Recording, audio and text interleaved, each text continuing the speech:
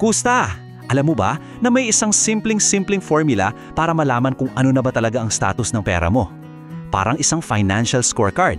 So ngayon, ituturo ko sa iyo kung paano gamitin yan para malaman mo ang totoong score mo. Tara, simulan na natin. Oh, eto. Diretsahang tanong. Financially healthy ka ba? Madalas ang sagot natin dyan, okay lang, o kaya naman. Pero ano ba talagang ibig sabihin nun? Kasi sa isang banda, andyan yung mga bagay na nagpapalago ng pera natin. Tapos sa kabila naman, andyan yung mga utang na parang humihila sa atin pababa. Well, pagkatapos nito, hindi mo na kailangang manghula, magkakaroon ka ng isang solid na numero na magsasabi sa'yo ng totoo. Kasi alam mo, akala ng marami basta malaki ang sahod, mayaman na. Pero hindi pala yun yung totoong sukatan.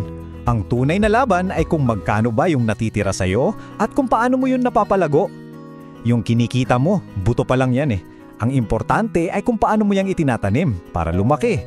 At dyan na nga pumapasok yung konsepto ng net worth. Okay, so first part, ano nga ba itong net worth na to? Isipin mo siya bilang personal score mo pagdating sa pera. Alamin natin kung ano ba talaga ang ibig sabihin nito. Sa pinakasimpleng paliwanag, ang net worth, yan yung financial score mo.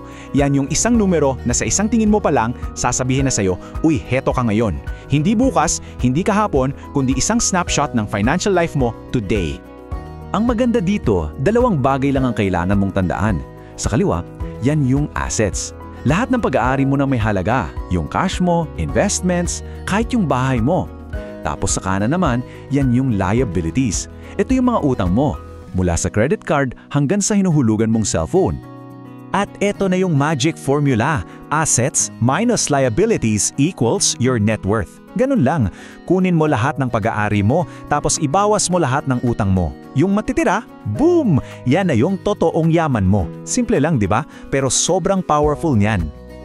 Okay, second part, paano ba to kino-compute? Ngayon, gets na natin yung konsepto, subukan natin gumawa ng isang sample computation para mas malinaw. Sige, unahin natin yung assets. Sabihin na nating may cash savings ka na 20,000 pesos, tapos may investments ka na nagkakahalaga ng 30,000. So i-add lang natin yan, ang total assets mo ay 50,000 pesos. Madali lang, di ba? Ngayon, punta naman tayo sa liabilities. Sabihin natin may utang ka pa sa phone mo na 10,000 pesos at may balance ka sa credit card na 5,000. So ang total na utang mo ay aabot sa 15,000 pesos. Okay, so balik tayo sa formula. Meron kang 50,000 pesos na assets, tapos may 15,000 pesos ka na liabilities. Kung ima-minus natin yan, ano kaya ang kalalabasan? At ang sagot, 35,000 pesos. Yan na ang net worth niya. Ito yung malinaw na litrato na nagsasabing, okay, you're doing good. Nasa tamang landas ka. Pero, teka, paano kung nung kinompute mo yung sayo, negative yung lumabas? Uy, huwag kang ma-down. Okay lang yan, promise. Normal na normal yan, lalo na kung nagsisimula ka pa lang sa adulting life mo. Ang pinaka-importante ay yung susunod na hakbang. Kasi yung mismong pag-alam mo kung nasaan ka na ngayon, yun na mismo ang unang panalo. Yung awareness, yung pagkakaroon mo ng malinaw na numero, yan ang pinakamahalagang unang hakbang para sa pagbabago. So congrats na agad! So, last part na. Ngayong alam mo na ang score mo, ang tanong, paano natin to palalaguin? Ito na yung action plan. Ito ang game plan. Number 1, gumastos ng mas mababa sa kinikita mo. Ito yung pundasyon, dapat laging may natitira. 2, bayaran ang mga utang. Isipin mo, para kang nagtatanggal ng bigat na backpack sa likod mo. 3, mag-invest ng tuloy-tuloy. Dito na talaga papasok yung paglago ng pera. 4, iwasan ang lifestyle inflation. Ito yung bitake, yung pagtaas ng sahod, sumasabay din yung gastos. Iwasan yan. At 5, i-track mo yung progress mo. Tingnan mo yung net worth mo every 6 months para alam mo may nangyayari. At tandaan mo to ha, hindi ito karera. Ang goal natin dito ay progreso, hindi perfeksyon.